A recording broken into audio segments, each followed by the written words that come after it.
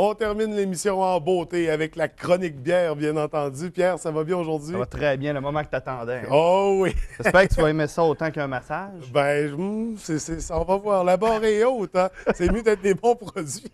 Hey, petite thématique sauvage. Je regardais ça tantôt, là, puis tu sais, je me suis dit, je vais commencer comme ça. C'est un addon.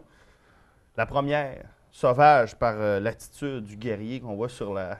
En fait, c'est pas un guerrier, c'est un Le bûcheron, mais. Qui te ressemble drôlement, hein? Oui, ben, je me suis toujours comparé à des bûcherons, des.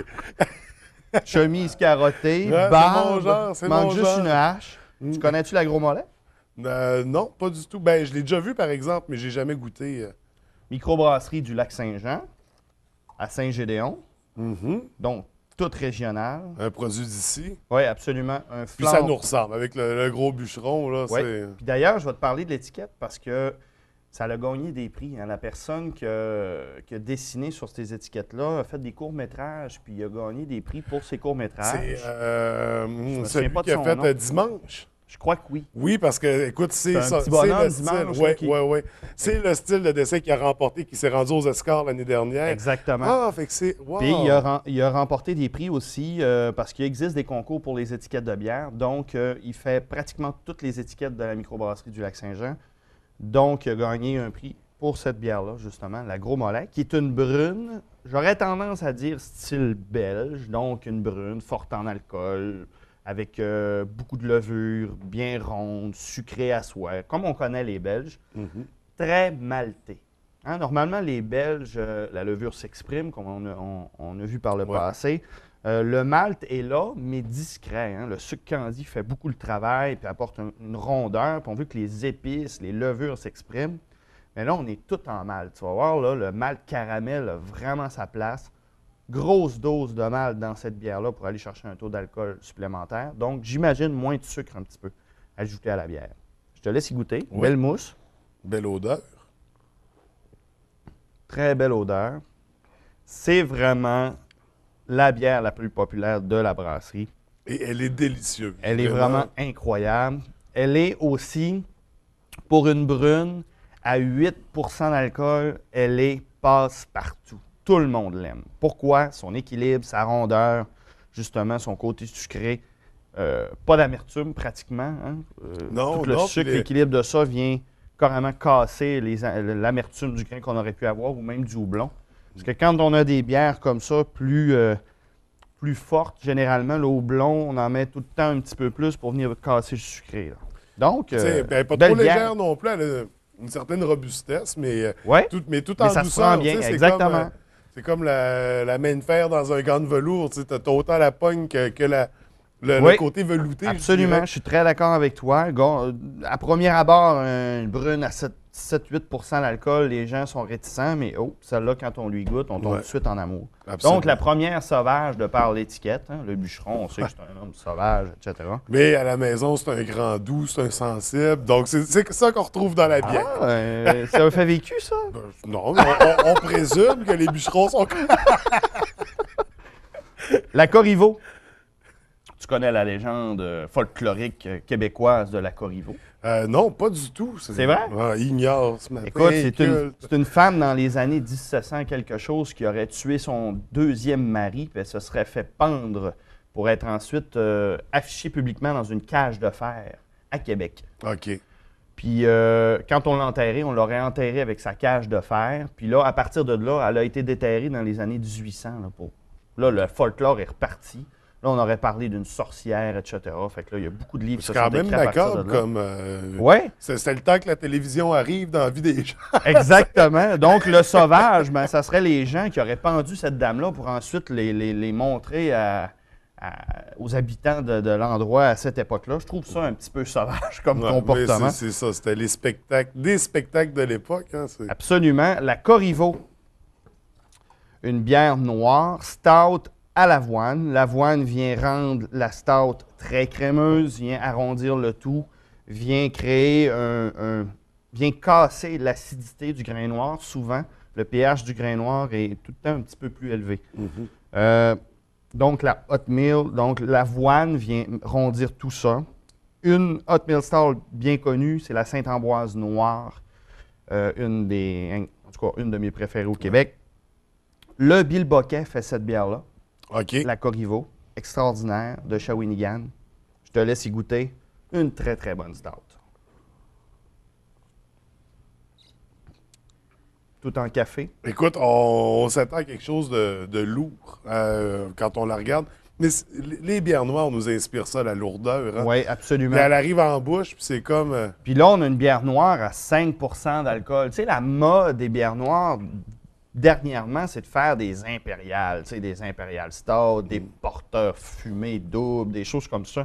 Fait qu'on a toujours un degré d'alcool très élevé, puis ça devient difficile à m'amener de balancer ça, parce que plus tu mets d'un ingrédient, c'est comme la cuisine. Tu sais, si on met trop de sucre, à un moment donné, ça va être que sucré. C'est un peu la même chose, là. Tandis que quand on a une bière plus douce en alcool, mais on est capable d'équilibrer ça mieux, si on veut. OK? Donc, ça fait longtemps qu'on n'a pas vu une bonne bière de 5 d'alcool, bonne noire, bien contrôlée. Ben écoute, si j'avais pas vu la bière, quoi qu'il y a le petit côté fumé qui est un bon indice, mais je me serais pas douté que c'est une noire. Ça a le petit côté, OK. c'est ça, fumé qui est dans la saveur. Le petit côté grillé, Ouais, c'est ça. pain noirci, café, chocolat. Donc, Hot Mill Stout. Une autre excellente Corriveau. bière. La Bon. dernière. Qu'est-ce qu'elle a de sauvage, elle? Ben là, on parle plus de la bière en elle-même. Cette bière-là, il y a des levures sauvages à l'intérieur, OK? On les appelle les Britannomys. C'est un nom bien compliqué, là. Mais en fait, ce que ça vient faire, ces levures sauvages-là, donc c'est une espèce de fermentation mixte. Au Québec, il y en a très peu qui utilisent ces levures sauvages-là parce que mal brassé, mal utilisé, ça peut devenir un défaut. Bien utilisé, bien dosé, c'est une très grande qualité. Ça apporte, ces levures-là, un goût aigre, un goût surette, un goût presque de surie. Donc, c'est pour ça que je te dis que quand c'est mal utilisé, ça peut... Ouais, c'est Ça la peut ligne être est mince très entre mauvais. le poison puis le remède, disons. Exact. Bock et Bière nous offre cette nouvelle-là parce qu'eux autres, il y avait déjà la Rouge des Cantons qui est très, très populaire, qui est une espèce d'imitation de la Rouge des Flandres. Rouge des Flandres, c'est vraiment une domination d'origine contrôlée. C'est vraiment une bière type brassage mixte. Donc, on a pris brassage de fermentation spontanée, fermentation de ale, puis on a fait une bière. Ça se veut. Eux autres, ils ont recréé ça ici au Québec. C'est une espèce de grosse bouteille de levure de champagne, etc. C'est super comme bière. Ils ont fait une saison avec l'aide des levures sauvages. Tu vas voir, à l'intérieur de ça, on est complètement ailleurs de ce qu'on est habitué de goûter. Les saisons, c'est des bières légères, beaucoup de sucre, le côté grain cru à l'intérieur nous apporte d'autres saveurs. Mais là, avec la levure qui est sauvage, là, on a vraiment un petit goût aigre. En tout cas, moi, un coup de cœur, vraiment. J'adore cette bière-là. Je vous la suggère fortement. Mais juste Déjà à l'odeur. Mais ça m'inspire une blanche à l'odeur. OK. Très animal. Cuir.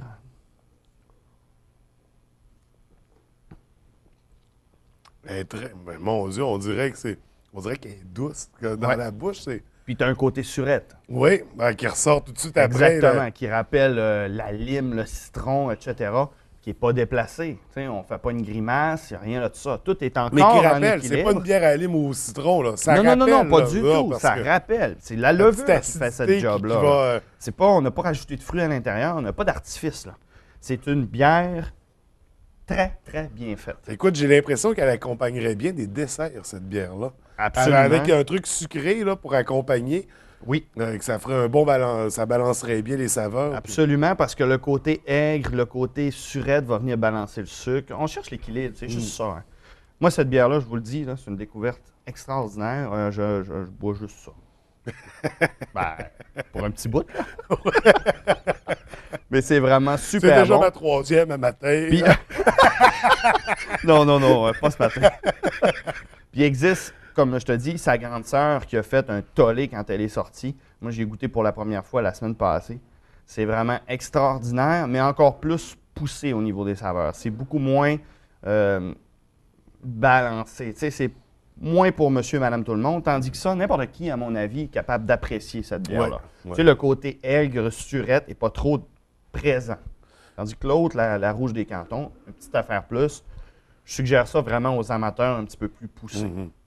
Donc, ils ont plus d'expérience. Donc, le côté sauvage de ouais. celle-là est carrément dans sa fabrication avec l'utilisation des levures sauvages, Écoute, les brettes. Aujourd'hui, tu nous as amené 3 bières complètement différentes. C'est 3 univers à découvrir. C'est 3 bons produits que je suggère aux gens pour le temps des fêtes. Oui. Puis à essayer. D'ailleurs, la rouge des Flandres, la rouge des cantons, pardon, peut être très bien offert à un amateur de bière. Tu sais, quand on sait qu'on a un gars crocheté dans la famille qui adore les bières, ici au Saguenay-Lac-Saint-Jean, c'est la première fois que j'ai la chance d'avoir cette bière-là parce que normalement, elle s'écoule très rapidement au Québec. Donc, j'en ai quelques bouteilles pour l'amateur. Puis les bières aussi, c'est des bonnes idées cadeaux parce qu'il y a des produits qui sont vraiment particuliers qui s'offrent comme une bouteille de vin, une bouteille de Porto.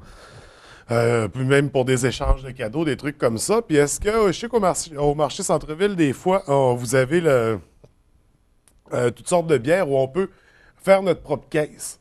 Puis aller essayer justement des nouvelles saveurs, des nouvelles marques. En fait, ça, on le fait une fois par année, c'est pendant l'Oktoberfest. OK, c'est dans le cadre. L'Oktoberfest est terminé au mois de... En tout cas, à la fin octobre, en fait. Donc, là, les gens peuvent prendre des bières, mais on n'a pas de prix spécial pour les caisses. OK. Par contre, on a... début décembre, on fait toujours un paquet d'emballages cadeaux. Fait que les gens qui cherchent justement des cadeaux d'échange, des cadeaux d'hôtesse et d'autres, c'est le cadeau parfait. Ça fait changement. C'est originalement, oui. Ben, un amoureux ou quelqu'un qui veut découvrir, qui veut briser l'image de la bière commerciale habituelle, des saveurs qui se ressemblent toutes, c'est un autre produit, c'est autre chose. Tu viens de le dire, des saveurs qui se ressemblent tous. Ça se ressemble tous, c'est pas parce que c'est un défaut, c'est parce que c'est pratiquement tout le même style de bière. C'est plus une sécurité pour les brasseurs de faire une saveur qui ressemble aux autres, puis pour assurer et garantir. Ben, c'est parce que la majorité des gens s'attendent à ce goût-là. Fait que là, mais ça tend à changer, comme on en a déjà parlé. Mais ça évolue, c'est ça. Ça évolue très rapidement, puis la bière de microbrasserie est en vogue, donc des saveurs différentes. Fait que les brasseurs, ils cherchent, là. Il se passe quelque chose sur le marché québécois. Ça fait qu'au marché centre-ville, marché Saint-Jean, toutes sortes de produits pour passer un super beau temps des fêtes. Oui, avec des levures sauvages. Goûter à ça, c'est super bon. Ben, merci beaucoup, Pierre. Ça me fait plaisir. Chin.